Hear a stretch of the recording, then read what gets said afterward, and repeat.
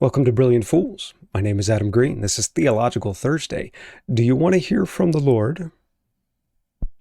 Know His Word. Go back to His Word. It's the most surefire way I know of to hear from God and know that you're hearing from God. We're talking about generations this week, and one of the common complaints about generations is this generation coming into the workforce, which is Gen Z. They just don't want to work. They expect to have everything handed to them, and they don't want to work. Kids these days don't want to work anymore.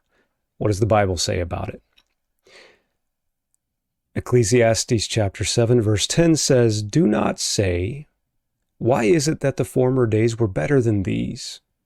It is not from wisdom that you ask about this." Kids these days don't want to work anymore. In my day, when I was coming up, they wanted to work. But it seems like it, doesn't it? I look back and I think of all the examples of people who wanted to work when I was coming up. So surely that's the case. I'm going to read to you newspaper article quotes,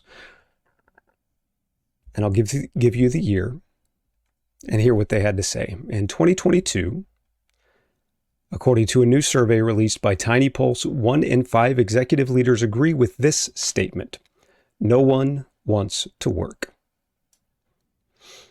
2014, what has happened to the work ethic in America? Nobody wants to work anymore. It's not always been that way. When I first started to work as a teenager, I saw people work hard. 2006, it's like nobody wants to work anymore. 1999, nobody wants to work anymore. Cecil said they all want to work.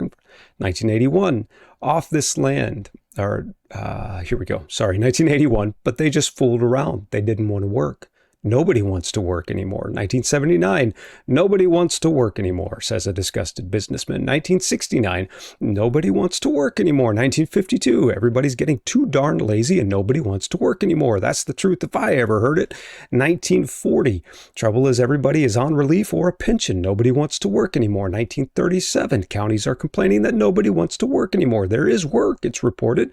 1922, nobody wants to work anymore. 1916, he answered, the reason for food scarcity is that nobody wants to work as hard as they used to. 1905, none want to work for wages.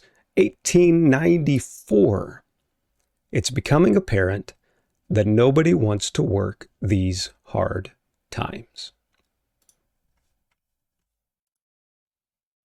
Do not say, why is it that the former days were better than these?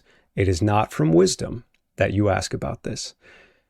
And Ecclesiastes says over and over again that there is nothing new under the sun. All things come and go. Nothing happens that hasn't happened before. Nothing's gonna happen that hasn't already happened. This is not new. This happens.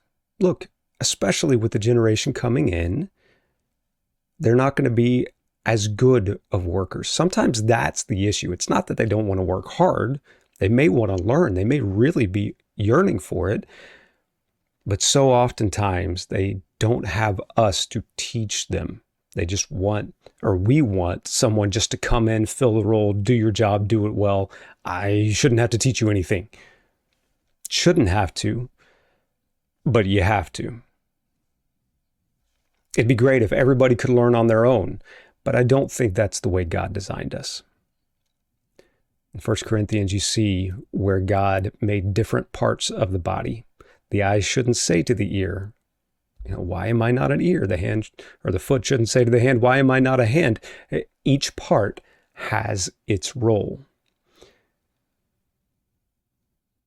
More often than not, what I see with most people is that they want to work. They just don't have the direction. They don't have the knowledge that they need to work, and they need to be taught. They need to be guided to work well. The ones that are guided, the ones that are taught well, those can be some of your most loyal and hardest workers. But we just want it to come in. And look, I get it, especially as a business owner. If I'm hiring some job out, then I want the person that I'm hiring to already know how to do it.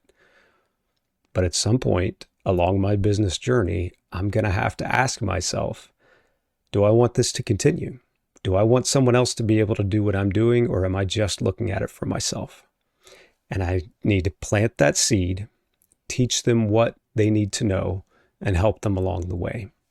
And not ask myself, why were the former days better than these?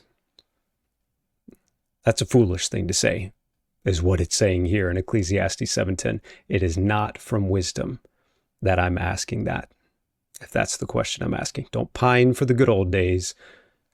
They were never quite as good as we think they were. I hope this has been helpful. Until next time, thanks.